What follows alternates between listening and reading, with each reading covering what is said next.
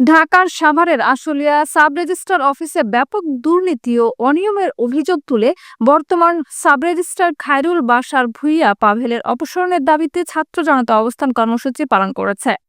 ৮ April দুপুরে Ashulia sub registrar অফিসের সামনে এই অবস্থান কর্মসূচি অনুষ্ঠিত হয়।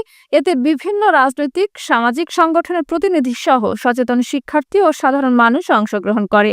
অভিযোগকারীদের দাবি, সাব রেজিস্ট্রার খায়রুল বাশার ভূঁইয়া পাভেল দীর্ঘদিন ধরে ঘুষ, দালাল চক্রের মাধ্যমে জমি রেজিস্ট্রার নামে সাধারণ মানুষকে হয়রানি করে আসছেন।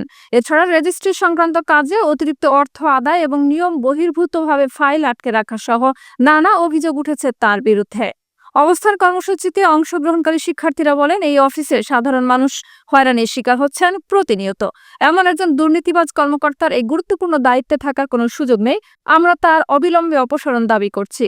সামাজিক সংগঠনের নেতারা বলেন, দালালদের মাধ্যমে অফিস পরিচালনা করে সরকারের রাজস্ব ফাঁকি দিয়ে খায়রুল বাশার নিজের পকেট ভারী করেছেন। সাধারণ জনগণের জমির কাগজ আটকে রেখে ঘুষ না দিলে স্বাক্ষর করা হয় না।